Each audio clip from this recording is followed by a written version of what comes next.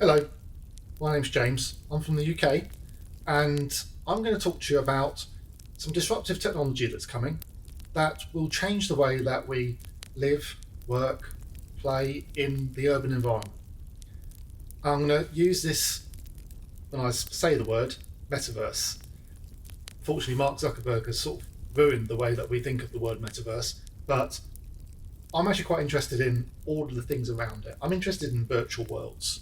And my background is live events, theatre, ballet, opera, music, and I'm interested in how all these things can transition into the virtual world.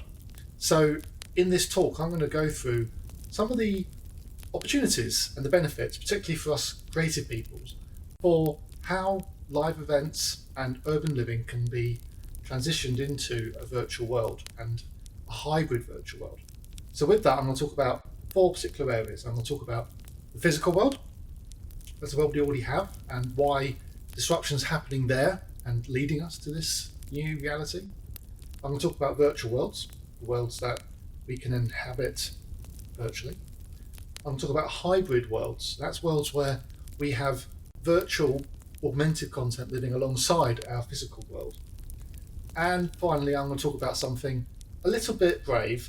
It's very difficult to explain. I'm going to talk about something called the simulation hypothesis. And it's something that I think you'll find will resonate as we talk about virtual worlds and virtual beings. And it's a nice place to end as well. So in order to properly explain what I'm going to be talking about and how virtual worlds are evolving, I'm bringing you into my virtual space here. I'm actually in my office here, but the point is that I'm bringing us into a computer game. Computer game being the technology that I use every day to create my virtual experiences.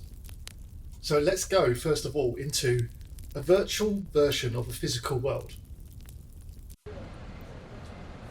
So this is my interpretation of a physical world in a virtual space.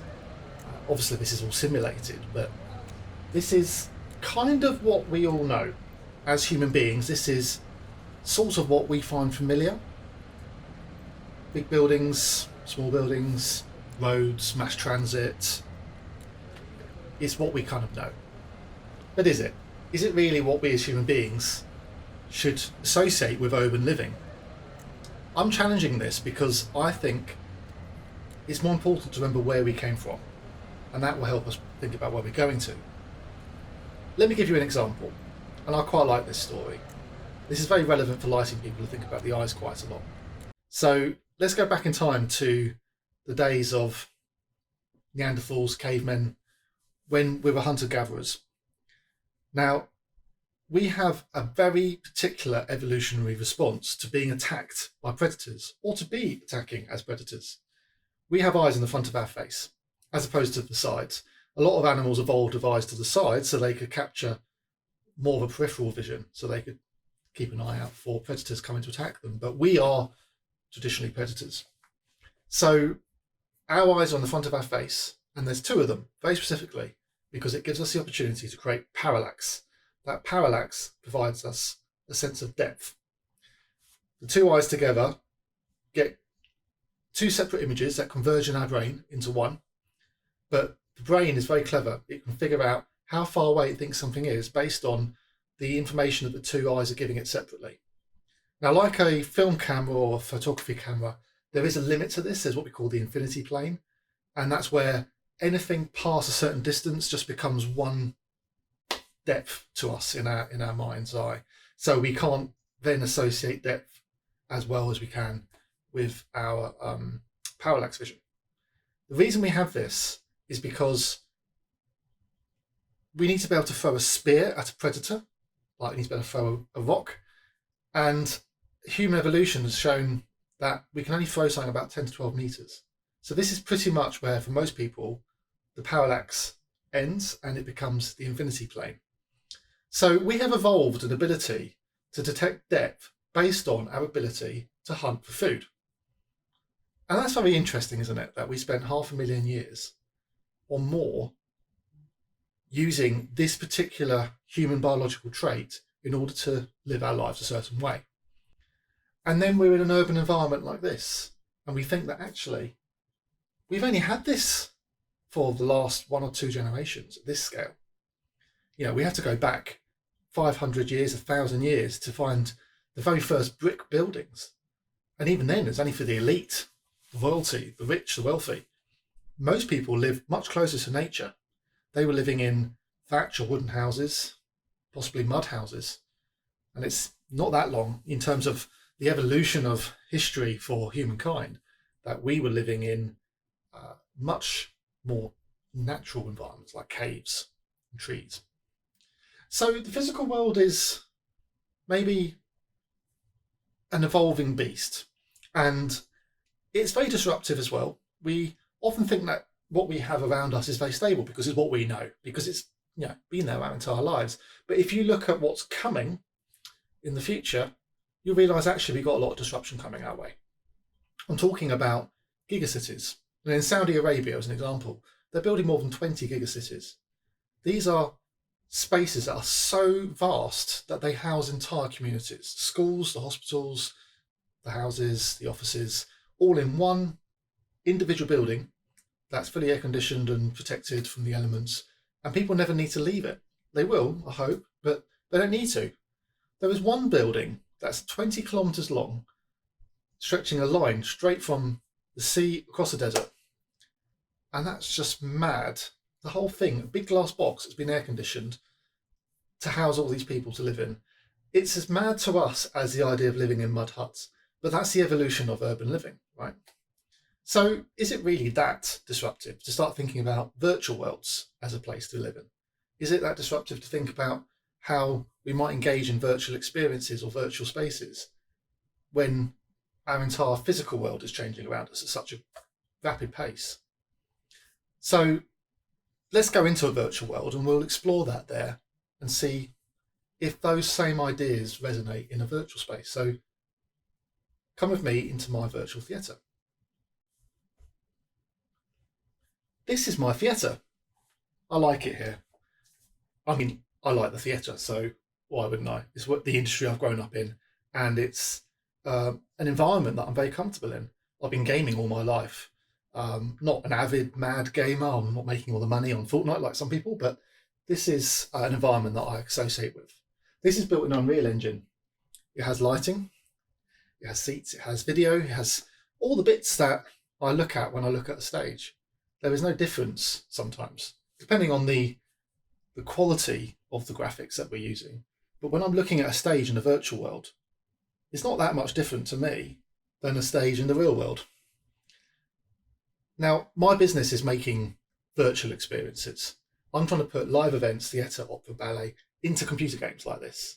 So, of course, I'm going to say that this is a good thing. And there are people out there that disagree quite strongly that the liveness and the shared experience is what's really important about theatre. But I'm not taking that away. I completely agree. However, there are lots of reasons why this has its uses and is beneficial. Now, just to speak personally for a moment, and don't wish to overshare, but I have social anxiety. I don't come across like that when I'm presenting because I don't actually get any anxiety from presenting to anybody. I can stand in front of a stage and not get any sort of fright, which is usually the other way around. But going to a pub or something social, I really struggle with. And that also goes for sitting in an auditorium, in a theatre, which is a little bit awkward when your career is working in an industry that involves sitting in front of lots of people. So I struggle to go to see music events and shows because of the crowd of people and the physical proximity of the people and the lack of control over the people in it. But in this world, there are no problems at all. I could have a shared experience here and enjoy music and entertainment with lots of other people and not feel constrained, not feel that there's other people in my space, and I can just get away from it easily whenever I need. It's a very controllable space. Apparently, I'm one of 1 million people in the UK that has a similar sort of social issue. So there's 1 million people that don't go to live entertainment because they don't feel comfortable. But here, they do. That's fantastic. That's a whole market of people who don't get to enjoy entertainment and the arts, who now would have access. And we don't just need to talk about the people with anxiety issues. There's all sorts of social disabilities that stop people from going into live entertainment spaces like this. There's also people that have physical disabilities. There are people that have regional access issues because they live too far away from live entertainment. There's people with financial issues who can't go to see things because they can't afford to. In the UK, we have areas of such social deprivation that people never go to see any arts, which is a shame because it could be their calling. It could be the therapy they need for some mental health issue they have. So these virtual worlds suddenly give an opportunity for an enormous number of people to come and enjoy and experience live events. And we've seen this working because Fortnite, the rather misguided or misappropriated game that involves a lot of shooting, I admit, is one of the first metaverse platforms created by Epic Games. And it has produced some of the most amazing concerts seen by people who've never been to live events before. Travis Scott, a famous American rapper who I don't really know, he performed to 27 million people in Fortnite. Now, the Guinness World Record for the most number of people to come and see a concert in real life was Rod Stewart, Rio 1999 for New Year's Eve. That was 1 million people. Now, that still stands as a Guinness World Record because they haven't acknowledged the Fortnite concert. But in Fortnite, 27 million people were watching at the same time. For me, that's an indication that this is something people would use and would want to engage in. And why not? Look at this space. It could be anything I want. In the virtual world, there are no laws of physics. There is no gravity here. There are no budgets apart from computer rendering time. And we call that a budget in computer software. So all of the lights here, all of the video, the software, it can all be as expressive and as imaginative as you could possibly imagine. So this is a fantastic design environment. You can do anything you want creatively here. Now think about this from the point of view of your sector. Yeah, I'm a lighting person. Many of you are lighting people, but I'm based in the theatre industry. You might not be. Think about it in terms of where you tend to work. And I'll give you an example. Take the healthcare industry, hospitals. Such a physical thing. It's a very tangible thing. Our bodies need help. There's a problem. We have to go to a doctor and the doctor engages in our body to fix it. Very tangible, right? We've actually been doing a lot of work to look at how we can bring hospitals into the metaverse. I know it sounds crazy, but think of it this way. How many of the interactions doctors have to have with you actually involve a physical intervention? For instance, mental health. How about checkups, prescription requests? Trying to look at somebody's biological problems might involve a diagnosis machine, but doesn't need necessarily to have a doctor in a hospital right there. For instance, you could go to a local clinic who has a remote diagnosis apparatus, and an unskilled medical professional could remote in to a highly skilled doctor and allow you to have a remote diagnosis, at which point you could then attend a full hospital. That massively reduces the burdens on hospitals in terms of the number of people waiting there, number of people trying to use it. It allows very highly skilled practitioners to go straight to the patient that needs their help and not be located only in one particular region. Now, the big picture on this is imagine a global healthcare service. You know, the National Health Service in the UK is one of the best things about Britain, and there's not much to say for Britain at the moment, but the National Health Service is one of our crowning glories. Imagine if anywhere in the world, anybody could have access to health, could have access to hospitals, to doctors, by going into a metaverse and speaking to an expert in their problem. There could be one or two doctors in the world that have a particular expertise in something, and rather than to fly to them or trying to do it remotely, imagine that being accessible to everybody via a metaverse. So these virtual worlds, even though they're based on computer games, which have a bad name to them by some people, I believe that this is actually an evolution into the next layer of urban living. There's a way for us to live our lives and keep some separation from the real world where we need it, and be able to complement the real world with the opportunities that the virtual will give us. But what about if we could blend the two? And that's why we come to hybrid environments. So to do that, we have to go back to the physical world. So let me take you there now. So when you're in the physical world, Can you still have access to the virtual? Well, yes, you can, because of augmented reality. Now, we've heard of augmented reality. If you've ever played Pokemon Go, actually, if you've ever used quite a lot of apps now that will help you do, for instance, wayfinding, Google has a wonderful version of Google Maps that allows you to see arrows on the road. So when you're walking around, you can follow the arrows to your location like a GPS marker, but actually laid out on the floor. You just follow it on your phone. Now, the future is actually a blend of that and the physical world, but not using a phone, but using your glasses. Now, these glasses are just my normal vision glasses, but imagine that one day glasses like this could do something more. And we've seen these really big, bulky headsets that maybe will think, maybe that's not for me. But this was only a year and a half ago. This was a normal set of glasses. You could almost walk around wearing this and feel like you are just wearing a normal set of glasses.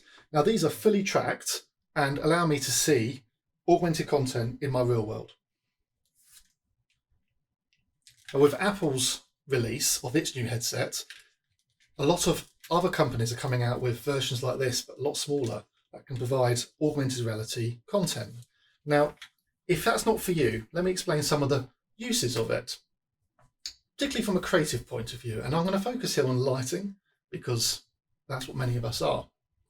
So one of the opportunities of augmented reality is not just to put things in the real world that aren't there, for instance, advertising, social media, Google wayfinding, but we can also augment things that are there. Take, for instance, floodlighting on a building. Now, a light floodlighting a building, creating those beautiful scallops, is not doing anything functional. It is very beautiful. It makes you feel safe. It makes you feel like something has wealth. It makes you feel like something has time spent on it, or there's people in it, and it gives you some sort of security. But it's entirely visual. That is the only sense that it's being used to create that information. The light is bouncing off the wall surface and bouncing back to your eye. Now, if I was wearing my glasses like I am now, that light would bounce right through my glasses and into my eyes. The only difference between that and a set of glasses like these that can give you that information is the fact that they are projecting the light into the glass itself. So if I could look at a wall and see a scallop of light, but it's created by this rather than by an actual light, in theory, in time with good quality rendering, it would look the same as real life. At the point where that becomes indistinguishable from real life, that is when we're living in a truly hybrid metaverse environment. It's not just lighting. Imagine if the whole building could be augmented. Imagine if there's a much larger world. So you have a building that's very functional, and then you can have a tower coming out the top of it. You can have a beacon. You can have a whale flying over it. You can have 3 moons. Suddenly, the world can change around you. You can design an urban environment that is based entirely on what is in your imagination, not what is physically possible. Now, if any of this seems a little bit scary or unnatural, which is often the response I get at this point when I'm talking about it, let me give you another human evolution story. This is one of my favourite stories because it's about storytelling. And it talks about how we change the way we tell stories. Let's go back to when we were cavemen again. Hunters and gatherers have been out, and we come back into our little enclave. We sit around a fire and we cook our food and we tell stories to each other. Now, this whole situation is very important. Okay, the fire is in the middle of the circle. We're all sharing it equally for warmth. We're sharing it equally for light. It gives us security. It warms us up, and it gives us heat to cook our food on. But more than that, it gives us community. It means that as a tribe, as a family, we are all together in one place. Now, that family will be able to walk around their circle, telling stories to each other, and that everyone else is listening and using their mind's eye to understand what that might look like or feel like. So take, for instance, a story where there's a character or something that's very visual. You use your mind's eye to see it maybe in the smoke or in the trees in the distance or on the cave wall. This is the same sort of principle that we have when we're reading books. So that mind's eye that allows you to visualize things that aren't really there. We've been using that since the beginning of human time. That imagination of storytelling is almost magic in itself. We don't really understand it. Now, if we had a clock that told the time for human history, that sort of 500,000 years that we've been doing that sort of storytelling has taken us up to about 10 seconds to midnight. And in the last 10 seconds of human evolution up to today, right now, not much has changed. So we've had that type of storytelling, and then because of a technological need, we created something that will allow lots of people in one place to listen to one person telling a story, and that was the amphitheatre. It wasn't created as a seating solution. It was created because civilizations were gathering. Tribes were getting so big that they needed more people to come and listen to that story, to listen to the messages and the news that were being told.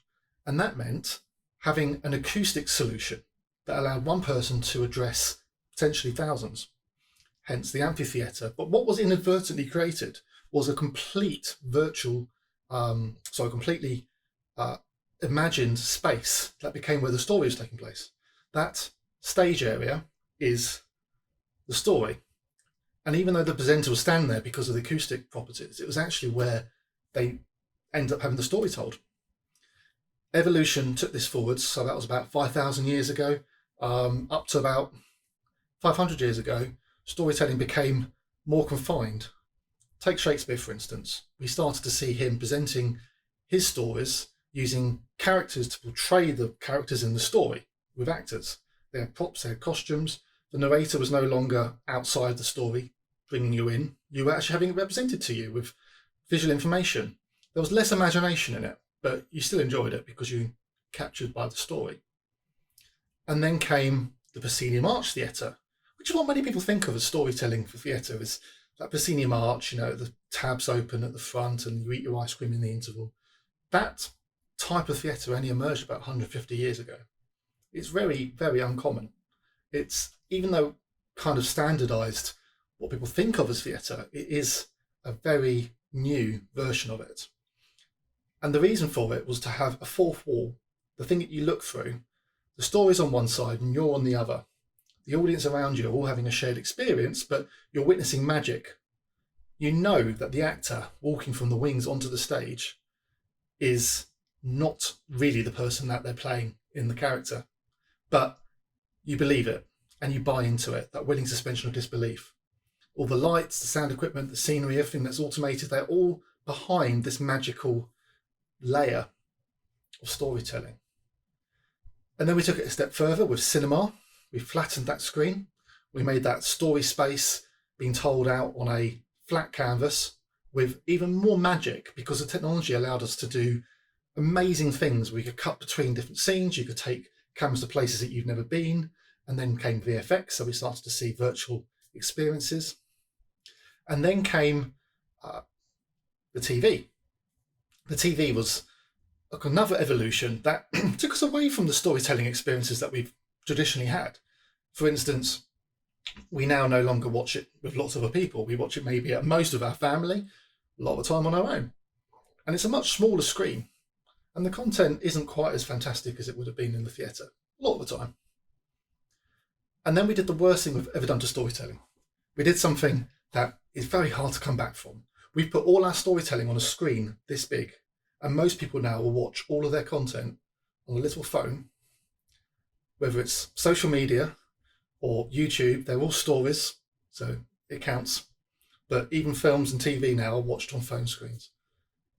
So we've gone from having this really vast, lush, imaginative world where the entire environment around you, in your mind's eye, could be the story, to just having it shown to you on a phone.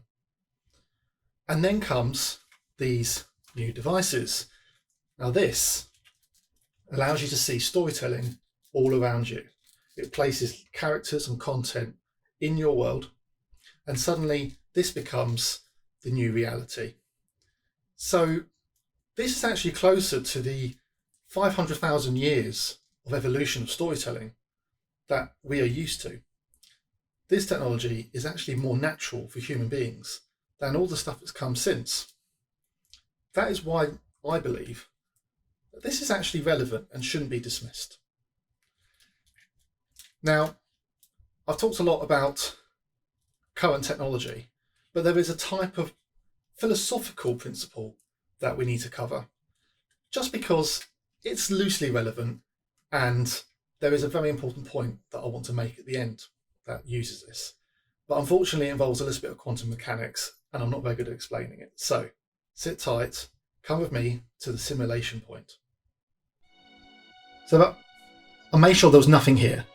I wanted this to be completely empty because it's going to change as we develop our understanding of this world.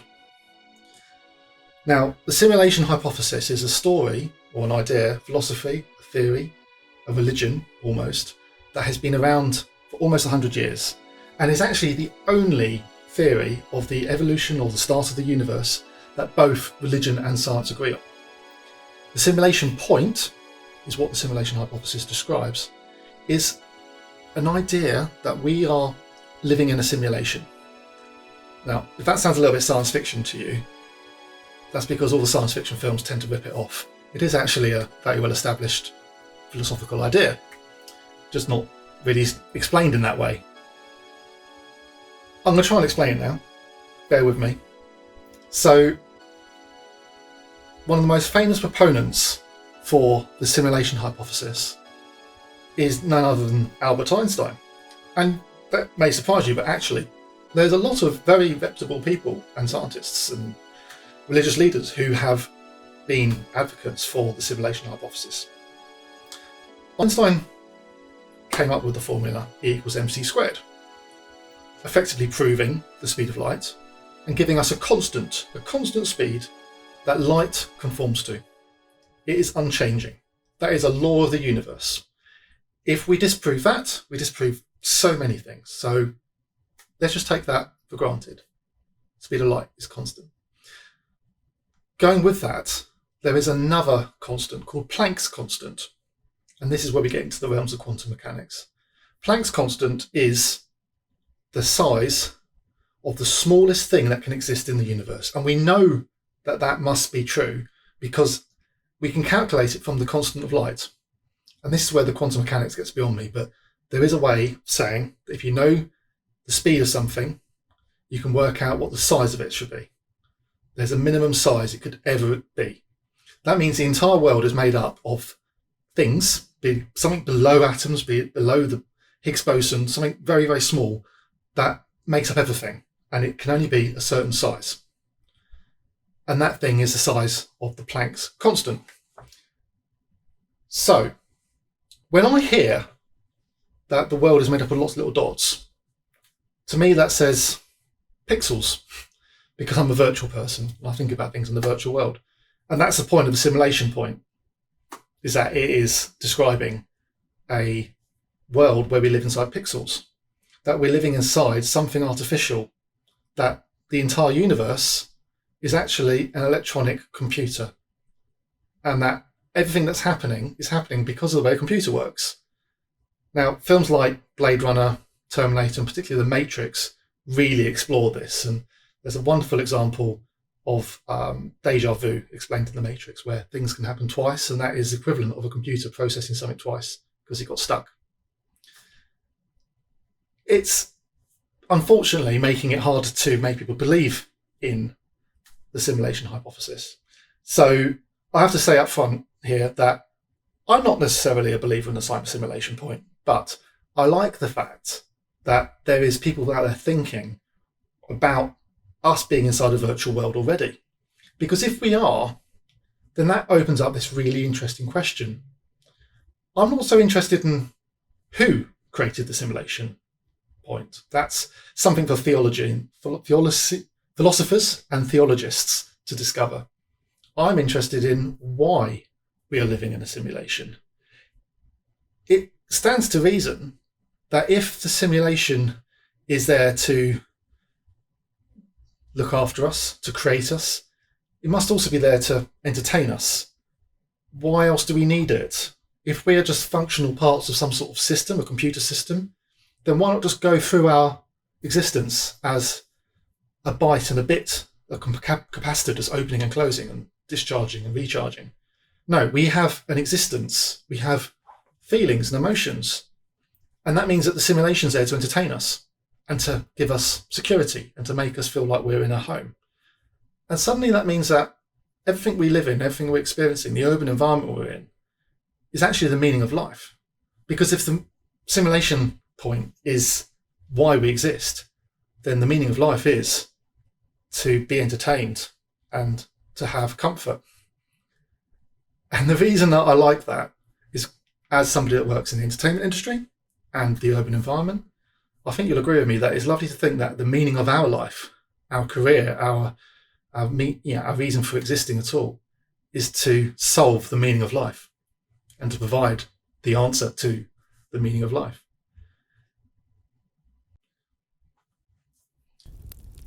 It's kind of difficult to conclude on a point like the simulation point, but I think what's interesting here is where urban environments are going to change in the future. How is this technology going to disrupt the way that we live, work, play, exercise, go to the doctors?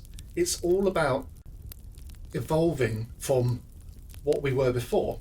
And I said at the beginning that I'm interested in looking back at where we came from, because it gives us an idea of where we're going to go. And I think it's really important to look at all disruptive change in that context, because when you look at that big picture, that clock of humankind, and we're at 1 second to midnight, you suddenly realise that actually the changes that we're going through are very small compared to what we've experienced over our evolutionary lifetimes. So as we move into this new era, and as people start talking about the metaverse and AI, 3D printing and machine learning and all the other things, just remember what I feel anyway. Maybe it has its place. Maybe it's going to solve problems that we have challenges to that we didn't even realise. Maybe there's challenges out there that we'll start to look at a new way, find new solutions to. And without getting rid of the old, we might be able to introduce new things to support people who need more support. Maybe it will give opportunities for new jobs. Maybe it will give opportunities for more levels of creativity. Now, as a creative person, the reason I enjoy this world is because I can do anything I want. Thank you very much for listening to me.